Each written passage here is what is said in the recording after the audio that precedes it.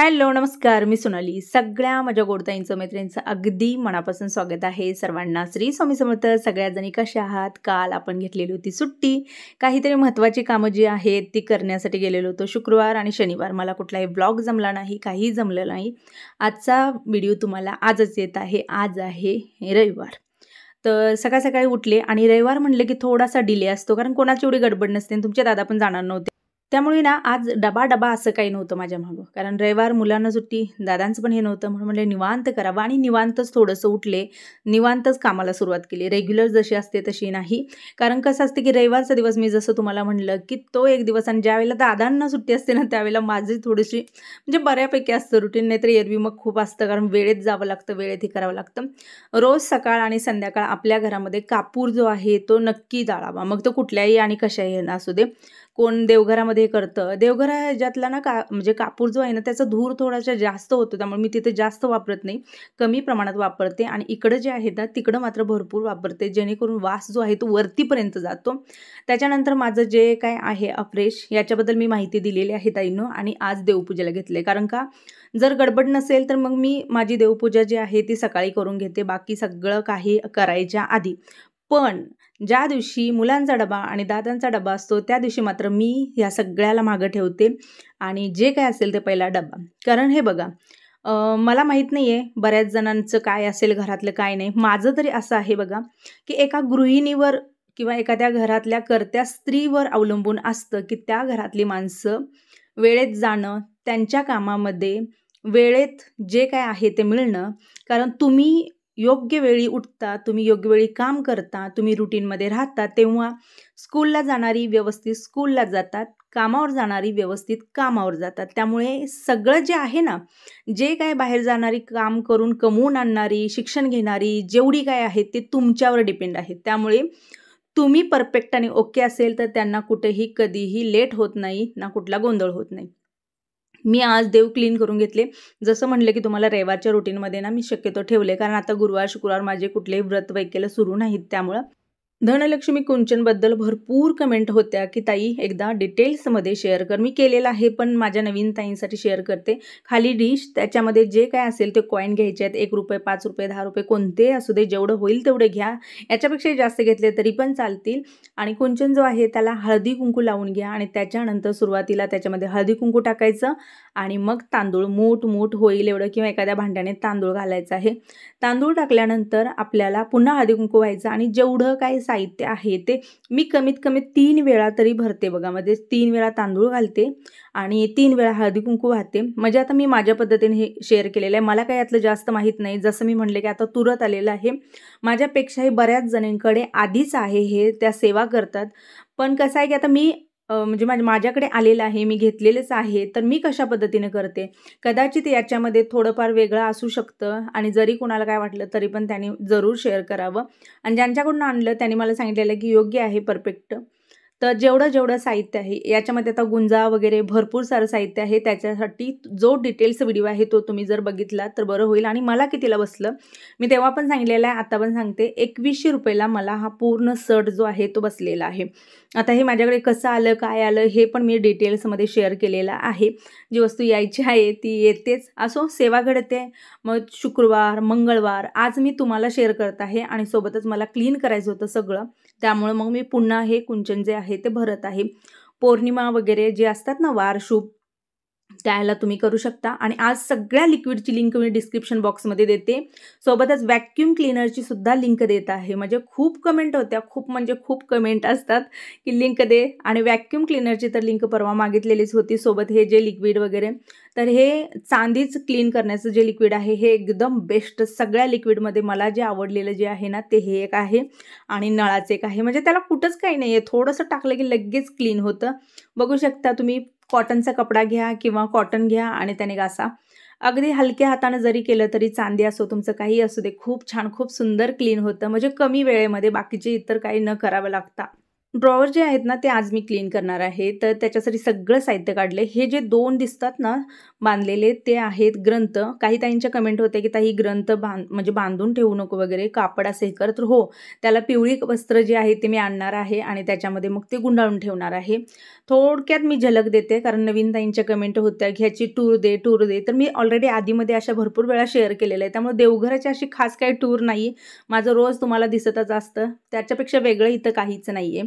तर जे साहित्य होतं ना, ते साहित्य मी काय करते ना, छोटे प्लास्टिकचे डबे वगैरे जे घरात आपण वापरत नाहीये, आपल्याला वाटतं की प्लास्टिक सेफ नाही, हे काढा, ते काढा. तर ते जे काढलेलं असतं ना, ते तुम्ही भरून ठेवण्यासाठी वापर करू शकता. आता मी भरपूर साऱ्या गोष्टींचा केलेला आहे आणि हे जे आहे ना, हे गोमती चक्र आहे. मला एका ताईने विचारलेलं होतं, "ते काय करते?" तर असं बांधून ठेवते आणि जेव्हा आपल्याला वाटतं की ह्याची पूजा करायची असते, मग दीपोळी असू दे वगैरे असे काहीतरी आधीमधीचे सण असतात, त्यावेळेला ते काढते, पूजा करते आणि पुन्हा मी भरून ठेवते. हे चंदन आहे, जे स्वामींसाठी मी मागवलेलं होतं.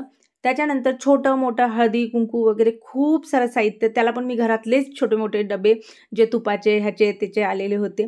काय होतं ना, की एका जागी ठेवलं की सगळ्या गोष्टी ज्या आहेत त्या आपल्याला वेळेवर मिळून जातात. लगे हा ड्रॉवर पण जो होता तो उरकून घेतला.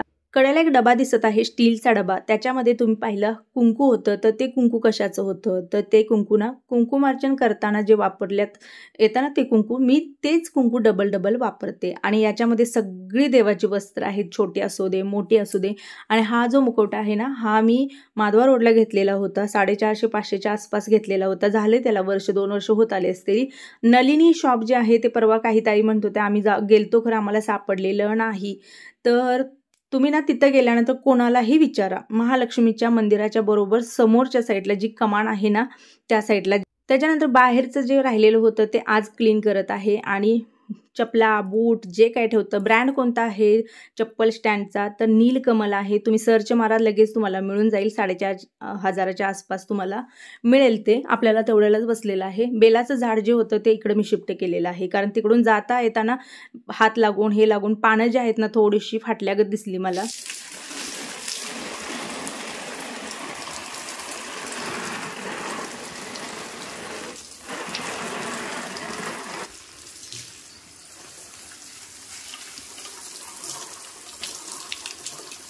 काही कमेंट असतात, की एवढी फ्रेश आणि हिरवीगार झाडं कशी काय दिसतात? तर जसं तुम्ही पाहिलं, की जसं आपल्याला केसापासून कधीतरी अंघोळीची गरज असते, तशाच पद्धतीनं झाडांना नुसतं मुळाला पाणी घालून उपयोग नाही, तर वरनं पाणी घालत जावा. कमीत कमी आठवड्यातून 2-3 वेळा जरी तुम्ही अशा पद्धतीनं पाणी घातलं झाडांना, तरीसुद्धा फ्रेश राहतात. कारण मुळाबरोबर त्या पानांना सुद्धा पाण्याची गरज असते. त्यामुळे जरूर अशा पद्धतीनं तुम्ही पाणी द्या झाडांना.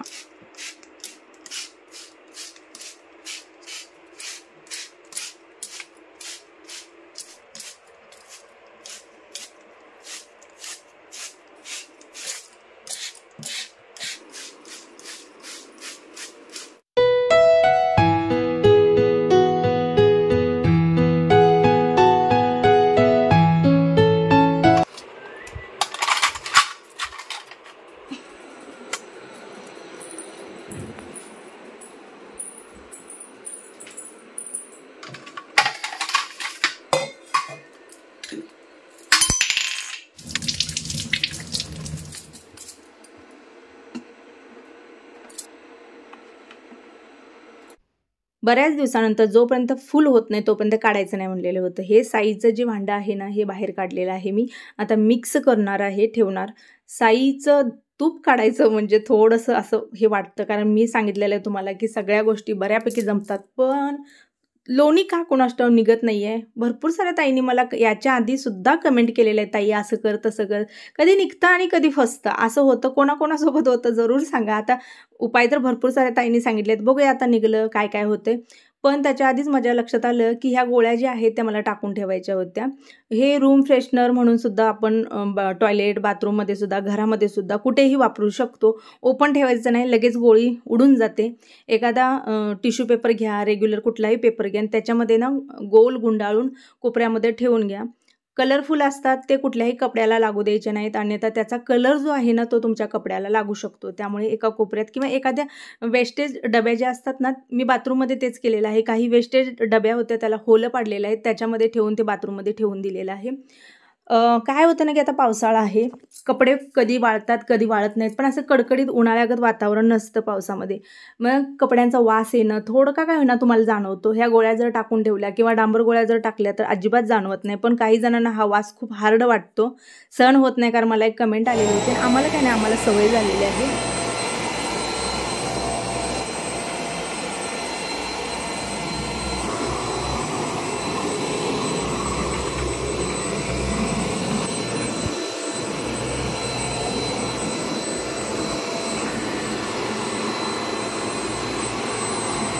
गाद्या ज्या होत्या ना त्या पण क्लीन करून घेतल्या आणि बेडशीट, कारण रविवारचा माझा दिवस शक्यतो असतो बेडशीट चेंज करण्यासाठी. आता पावसाळा आहे त्यामुळे कधी वाटेल तेव्हा आपण करू शकतो, पण गाद्यातनी सुद्धा माती रेती भरपूर सारी निघते, आपल्या पायाबरोबर जात असते. बघू शकता तुम्ही, सगळं ओढून घेते वॅक्यूम, काही सोडत नाही आहे. मग आपला रेग्युलर जरी आहे, जसा मी आता आधी वापरते ना तो सुद्धा जरी वापरला तरी पण चालेल. आणि हो, मला खूप साऱ्या ताईंचे आभार मानायचे होते की सागरला भरभरून, सागर शिवानी दोघांना सुद्धा तुम्ही भरभरून प्रेम दिलं, आशीर्वाद दिला. त्यांची जी गाडी होती त्याच्यासाठी मला भरपूर साऱ्या कमेंट आल्या की तू गाडी शिक आणि तू कधी घेणार आहे. काही ताईंचं तर असं म्हणणं होतं, आता चला 4 व्हीलर एक तुमच्या दारामध्ये कधी येते त्याची आम्ही वाट पाहतो. तर तुमचे आशीर्वाद आहेत. प्रत्येक गोष्ट काय असं म्हणजे हे नाही आहे की बाबा होणारच नाही, असं कधीच शक्य नाही आहे. मी कायम म्हणत आलेले आहे की जेवढे आशीर्वाद असतात ना तेवढ्या त्या गोष्टी लवकर पूर्ण होतात.